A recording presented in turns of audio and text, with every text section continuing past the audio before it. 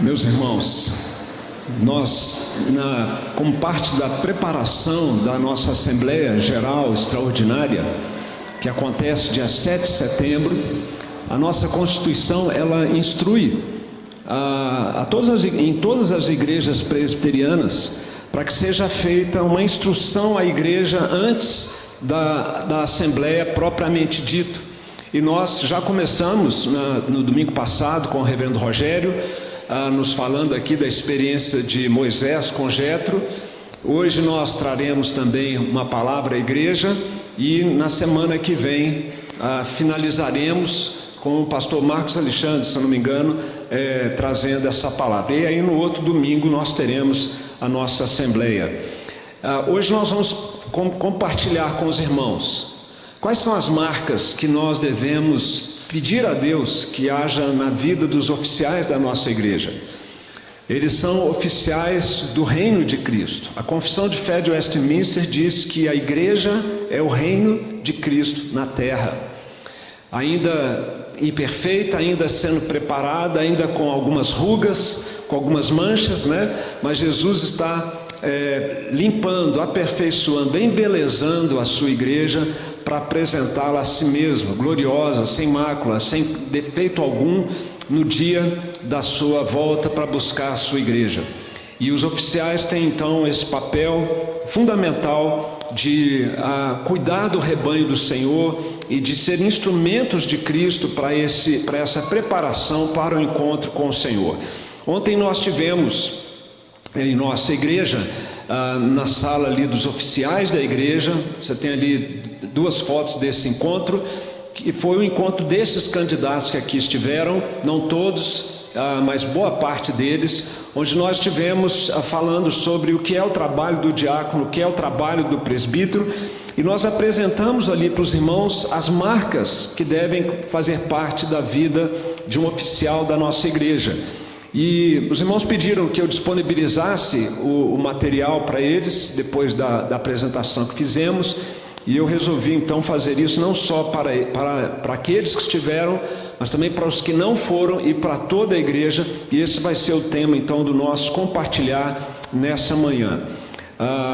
Nós vamos começar com a leitura de Tito, capítulo 1, verso de número 5, e vamos fazer juntos essa leitura, como está aqui na nossa projeção. Vamos ler juntos?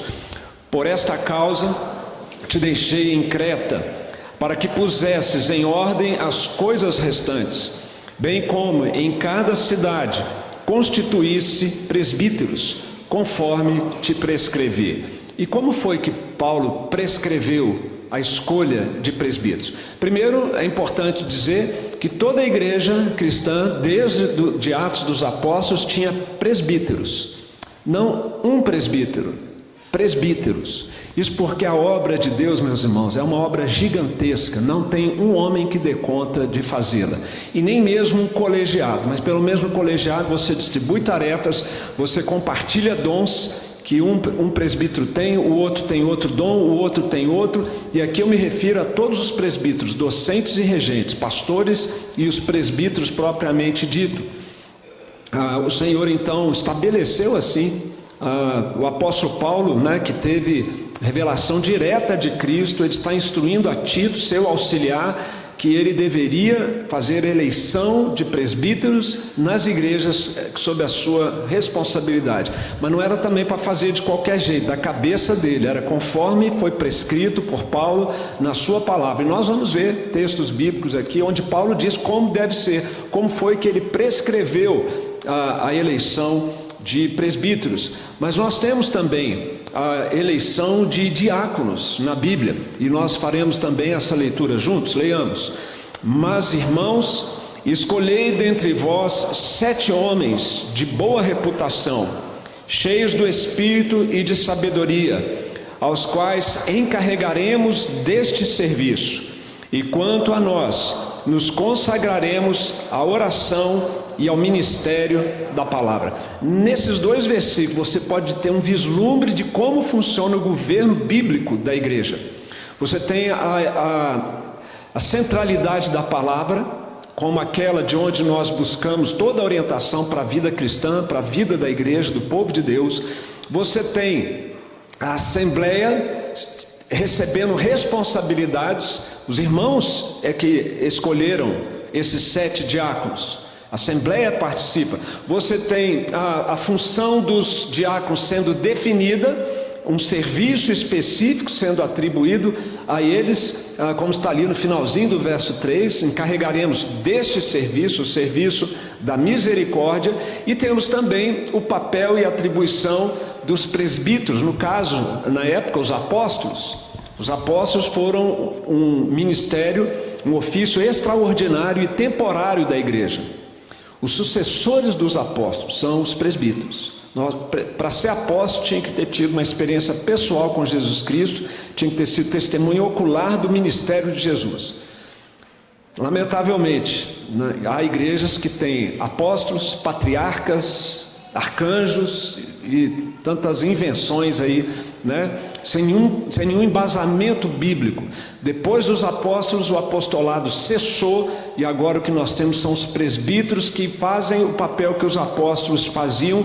Esse é o ministério, o ofício ordinário da igreja, para a instrução bíblica, para a intercessão pela igreja e para a direção, o governo da igreja. Em resumo, meus irmãos, sendo esta obra uma obra espiritual, nós precisamos de homens espirituais. Não é uma obra humana, como se fosse um condomínio, uma associação comercial,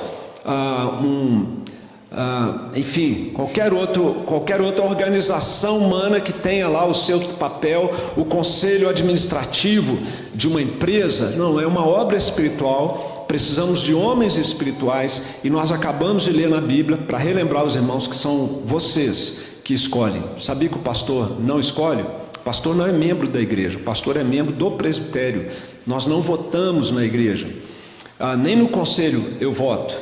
As decisões do conselho são conduzidas, a discussão, pelo presidente do conselho, mas quem vota são os presbíteros e os pastores auxiliares.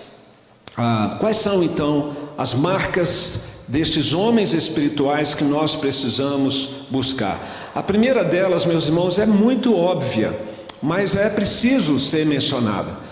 O oficial da igreja, ele precisa ser uma nova criatura.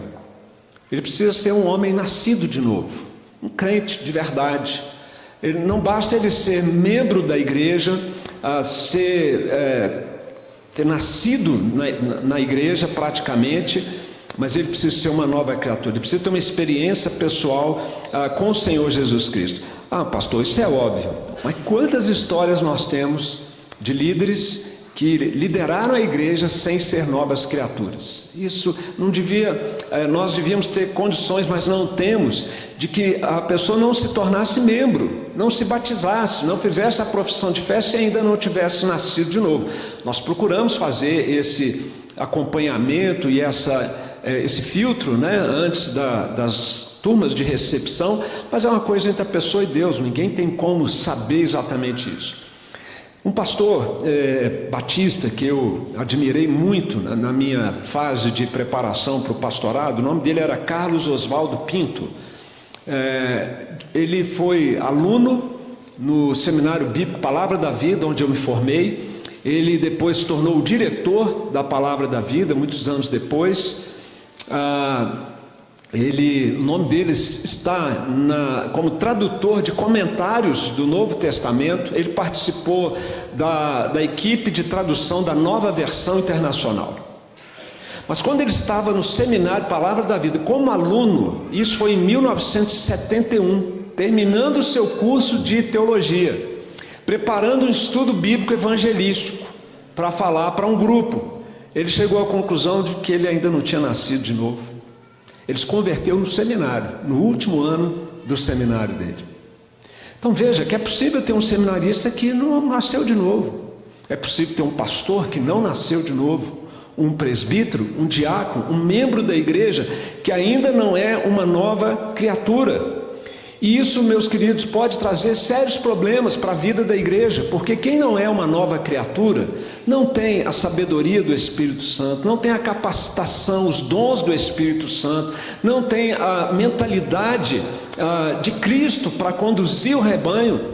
É um homem, ainda um velho homem, colocando a mão numa coisa santa que é a igreja do Senhor. Olha aonde que isso pode chegar, uma situação como essa. O apóstolo Paulo, se dirigindo aos presbíteros, se despedindo deles lá na praia, dos presbíteros de Éfeso, ele diz: eu sei que depois da minha partida, entre vós presbíteros, entre vós igreja, penetrarão lobos vorazes, que não pouparão o rebanho, e que dentre vós mesmos, olha aí, dentro até do meio dos presbíteros daquela época, se levantarão homens, falando coisas pervertidas para arrastar os discípulos atrás deles. Gente com influência, gente com oratória, com carisma, e Paulo já se preocupava que iria arrastar pessoas, discípulos, desviando-os do caminho. Por quê? Eram oficiais que não eram nascidos de novo. Não tem como a gente olhar para a pessoa e saber. Alguns indicativos nós podemos ter: pelos frutos se conhece a árvore. Então a igreja, quando escolher, ela deve levar isso em conta, e todos esses que aqui foram apresentados na avaliação dos que indicaram e do próprio conselho são homens nascidos de novo, mas não podíamos ir para frente sem mencionar isso. Uma outra marca de um oficial bíblico: ele tem compromisso com a palavra de Deus.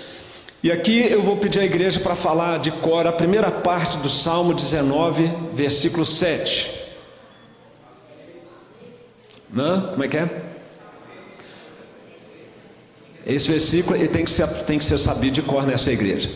A lei do Senhor é perfeita. Vamos de novo?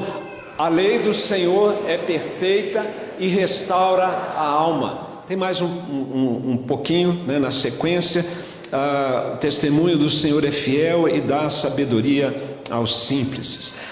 O relacionamento do oficial da igreja com a Bíblia é de fundamental importância. Um oficial que não lê a Bíblia, ele é uma contradição, porque o oficial, ele tem que ser, a gente tem que olhar para os oficiais, pastores, presbíteros e diáconos e falar assim: eu quero ser como ele.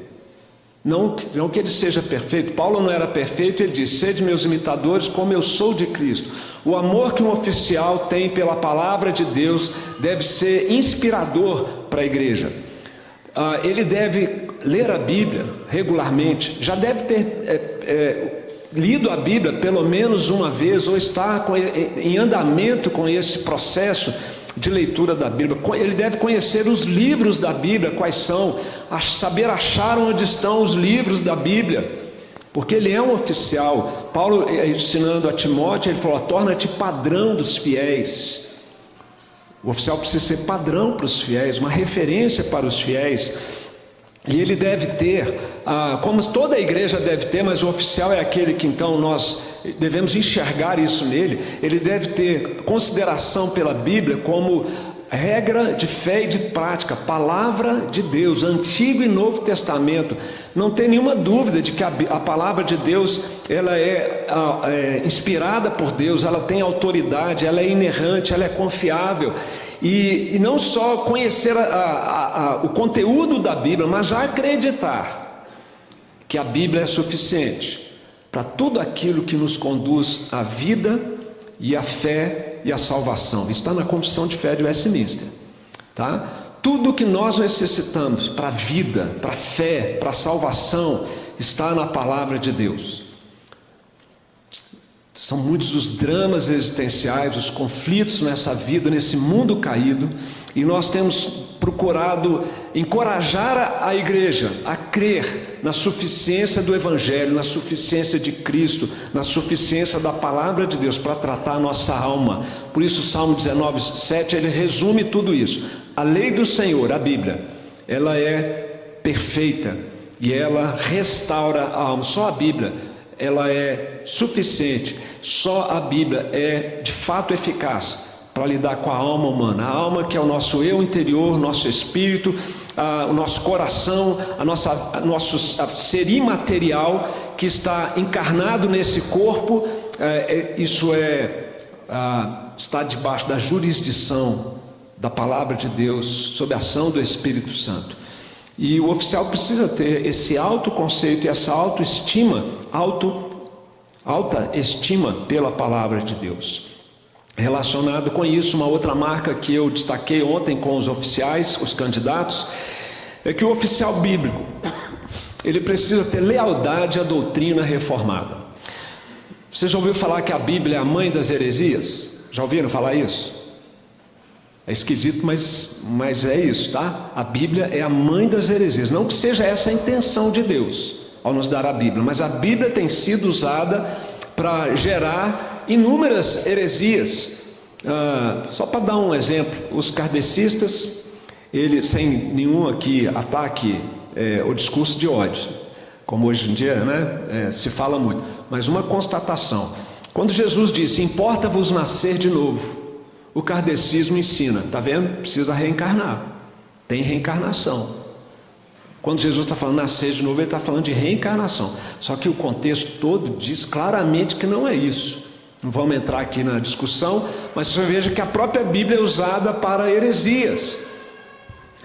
E por isso, nós temos que, como presbiterianos que somos, estar bem cientes de qual é a forma correta de interpretar a Bíblia como nós a compreendemos. Não nós, Igreja Nacional, mas a Igreja Reformada, desde 500 anos atrás, ela foi um momento de retorno à Bíblia e de adoção do método histórico-gramatical de interpretação, que leva em conta o contexto histórico, o contexto cultural, o contexto literário, e não interpretações fora de contexto, observando a intenção geral da Bíblia Sagrada, do Espírito Santo.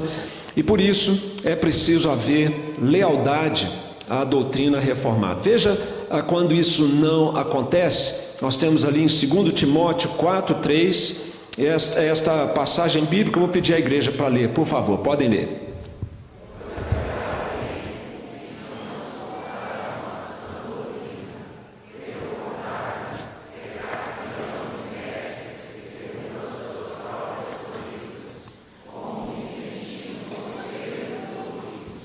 Há 2000 anos, Paulo já alertava para o fato de que muitos de dentro da igreja não suportam ação, porque o mundo não quer saber de doutrina, o mundo vive da cabeça dele, mas o povo cristão, com muita facilidade, se descamba, né, ou descamba para essa coisa de novidades. Qual que é a próxima novidade no meio gospel? Né? E aí vai aquele enxame de gente para não, cansou, já virou rotina, vamos para o outro movimento agora, sem apego à sã doutrina. E nós cremos, meus irmãos, que os nossos símbolos de fé de Westminster, também chamado de padrões de Westminster, a saber, a confissão de fé, o breve catecismo e o catecismo maior, resumem com fidelidade as doutrinas da palavra de Deus. Por que nós temos esses símbolos de fé? Eles não estão acima da Bíblia, eles estão subordinados à Bíblia, porque eles nada mais fazem do que reduzir ao mínimo irredutível cada tema essencial da Bíblia Sagrada. Por exemplo, o que a Bíblia ensina sobre santificação? Você abre a confissão de fé, vai ter lá um capítulo de um parágrafo ou 5 parágrafos dizendo santificação é isso, isso, isso, isso. Pronto. O mínimo que você precisa saber está ali. Toda a base bíblica também se encontra ali. Nesses nossos símbolos de fé nós vamos encontrar ali, em outras palavras, os 5 solas. Os irmãos lembram dos 5 solas da Reforma Protestante? Sola Escritura, Solus Christus, Sola Gratia, Sola Fide e Soli Deo Gloria. São doutrinas essenciais da Reforma. Nós encontramos isso na confissão de fé e nos catecismos. Ali também nós vamos encontrar as doutrinas da graça. Você já ouviu falar das doutrinas da graça? Muita gente está vindo de igreja evangélica para a igreja presbiteriana, não aqui somente, mas em todo o nosso país, por causa das doutrinas da graça, que são omitidas no ensino em muitas igrejas evangélicas, que fazem com que a salvação e a permanência na salvação dependa não da graça de Deus, mas do esforço humano. E as doutrinas da graça são a famosa tulipe, né? A total depravação, a eleição incondicional, a expiação limitada, a graça irresistível e a perseverança dos santos, que também é chamada de perseverança de Deus. É Ele que persevera e nos ajuda a ir até o fim. E aqui também nos nossos símbolos de fé, na doutrina reformada, nós vamos encontrar aquela que é considerada a doutrina, a espinha dorsal da igreja reformada. Os irmãos já sabem qual que é? Eu tenho falado muito dela. Temos uma classe, vou dar a dica, hein? Uma classe na EBD, no ano passado, por 2 anos nós tivemos essa classe, o Cristo dos Pactos. Qual é a doutrina que é a espinha dorsal do presbiterianismo, do calvinismo, da doutrina reformada? É isso aí, falaram direitinho. Aliancismo, a doutrina do pacto. Deus fez um pacto na eternidade para nos salvar. Ele se comprometeu, o Pai e o Filho, a fazerem isso. No tempo, Deus entrou na nossa história prometendo. Primeiro Ele fez um pacto com Adão, que Adão quebrou, e na sequência o pacto da graça. Os 2 pactos estão vigentes até hoje. O pacto das obras, que vai pela desobediência a Ele, muitos serão condenados, e o pacto da graça, que pela obediência de Cristo, muitos serão salvos. Esse é o aliancismo. Está tudo isso nos nossos símbolos de fé, e um termômetro de que a pessoa está entendendo o aliancismo é quando ele traz os filhos para o batismo infantil. O crente que não batiza seus filhos não compreendeu ainda a essência da doutrina reformada. Está ainda muito influenciado pela maioria dos evangélicos que veem no batismo infantil uma aberração, sem entender a relação do batismo infantil com as promessas de Deus ao longo de toda a Escritura Sagrada. O oficial não pode, o membro da igreja até pode, não deveria, mas ele até pode não concordar com as doutrinas da igreja. É irmão nosso em Cristo, nós amamos o irmão, tudo bem, está tranquilo, não vai exercer liderança no ensino da igreja, porque ele não concorda com as doutrinas. Agora o oficial não, o oficial ele tem que subscrever as doutrinas da igreja reformada, da igreja presbiteriana. Essa é uma marca então importante também na vida de um oficial, que nós precisamos estar atentos a isso. O conselho tem estado atento, somente indicando aqueles que têm esse compromisso com a doutrina reformada. Uma quarta marca bíblica: integridade. Não colocamos ela de início porque primeiro a pessoa precisa nascer de novo, senão ela não vai conseguir ter desenvolvimento no seu caráter cristão.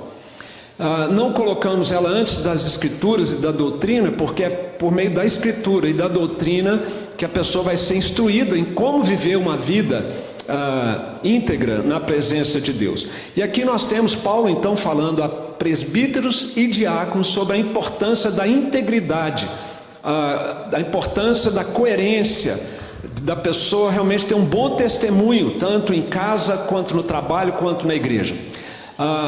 Dá para ler atrás, irmãos? Ou está muito pequenininho? Acho que eu vou ler aqui para garantir.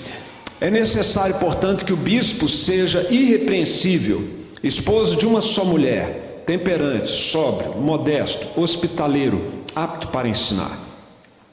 E agora aos diáconos, na mesma passagem, só que no versículo 10: também sejam esses primeiramente experimentados, e se mostrarem irrepreensíveis, exerçam o diaconato. Qual é a palavra que aparece nos 2 versículos? A mesma: irrepreensíveis. Então não tem ninguém que serve. Não tem, sim. Irrepreensível não quer dizer aquela pessoa que nunca erra, mas é aquela que quando erra, ela tem temor de Deus no coração, se arrepende e quer mudar logo. O crente repreensível é aquele que vive deliberadamente no pecado. Eu sou assim mesmo, eu nasci assim, eu não vou mudar e eu quero continuar assim. Esse é repreensível. Mas aquele que fala: puxa vida, eu preciso crescer mais, buscar mais a Deus, ser transformado, e quando erra pede perdão e procura caminhar. Gosto muito de uma definição de irrepreensibilidade, de integridade, que li certa vez, que um caráter irrepreensível é aquilo que você é quando ninguém está te vendo. Uma pessoa irrepreensível é aquela pessoa que é coerente, procura ser coerente com a sua fé, seu relacionamento com Deus, com o ensino da Escritura, quando ninguém está vendo. Pode estar longe, em outro país, num aeroporto, num lugar onde ninguém te conhece, ou no escuro, quando ninguém está te vendo. A pessoa irrepreensível é aquela que tem temor de Cristo, ama Cristo, está procurando crescer na semelhança com Cristo, e fazer isso não na sua força moralista, estoica, mas pela graça de Deus. Cristo vive em nós. A vida cristã é uma vida substituída, não é você fazendo força, é Cristo vivendo em você. Só que você crê e obedece, mas é você e é Deus e é você, tá? Uma caminhada em conjunto. Uma outra marca, já quase terminando, é o oficial bíblico, é alguém que cuida das ovelhas. Vamos ler um texto que é assim um grande alerta. Esse eu vou ter que ler mesmo, né? Que ficou bem pequenininho. Profeta Ezequiel é boca de Deus para a repreensão que Deus dá aos pastores, falsos pastores de Israel, no capítulo 34, verso 2. Filho do homem, profetiza contra os pastores de Israel. Profetiza e diz-lhes: assim diz o Senhor Deus, ai dos pastores de Israel, que se apacentam a si mesmos. Não apacentarão os pastores as ovelhas? Pastor não tem que apacentar a ovelha? É isso que Deus está aqui condenando, a omissão dos pastores. Comeis a gordura, vestivos de lã, e degolais o cevado, mas não apacentais as ovelhas. A fraca não fortalecestes, a doente não curastes, a quebrada não ligastes, a desgarrada não tornastes a trazer, e a perdida não buscastes, mas dominais sobre elas com rigor e dureza.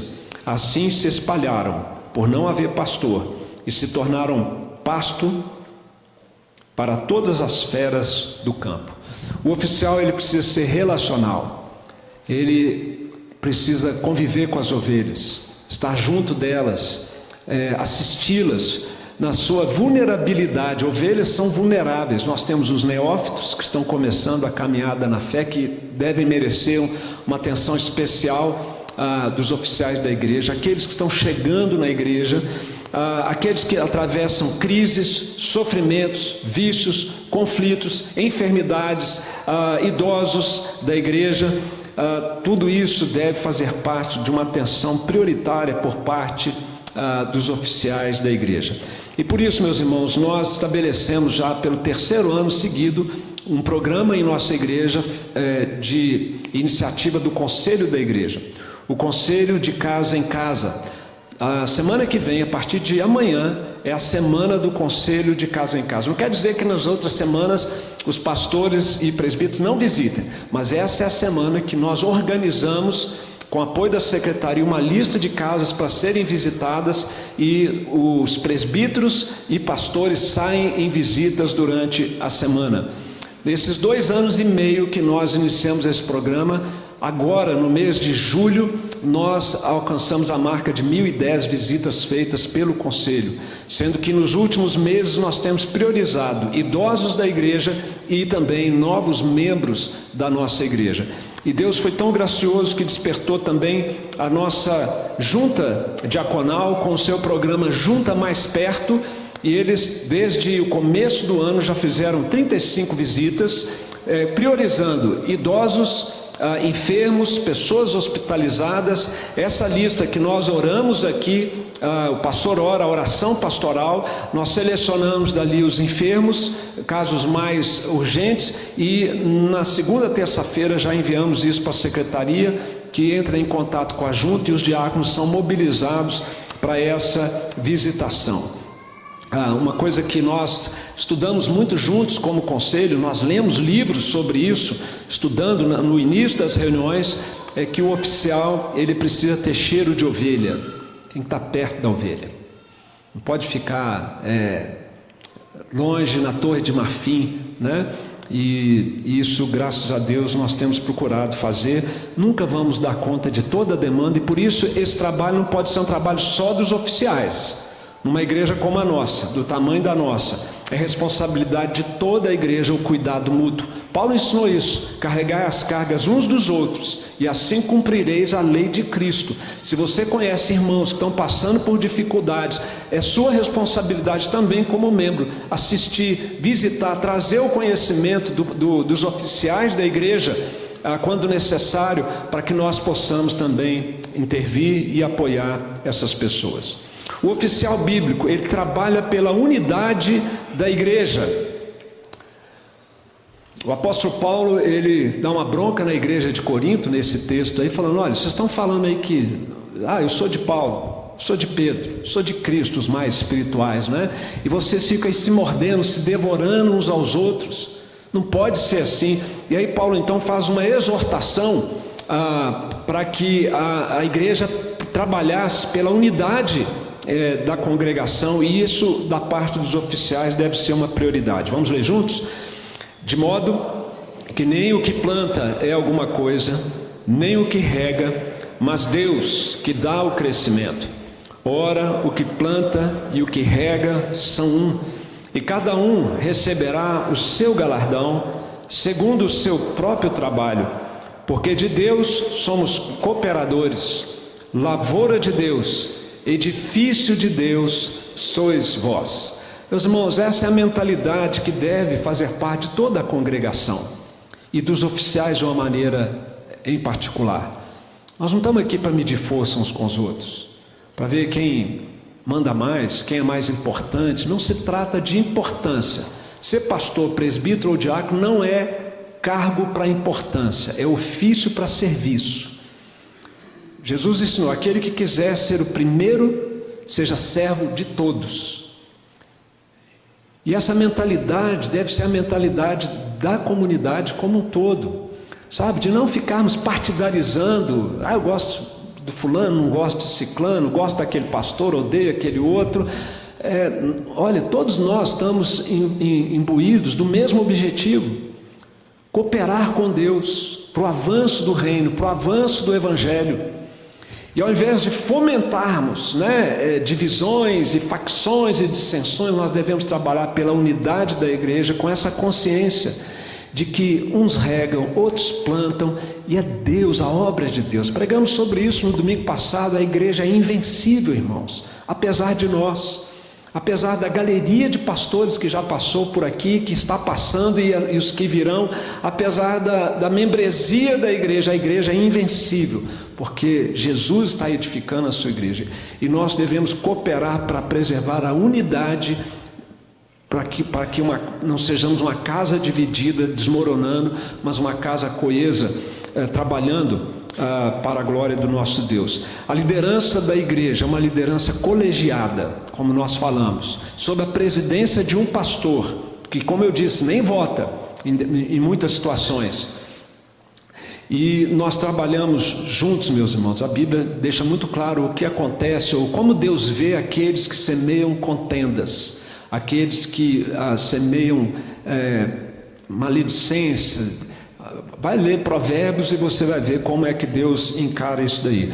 Que a glória de Cristo, e não a nossa glória pessoal, seja o alvo de todas as atividades da igreja, todo o nosso envolvimento na obra do Senhor.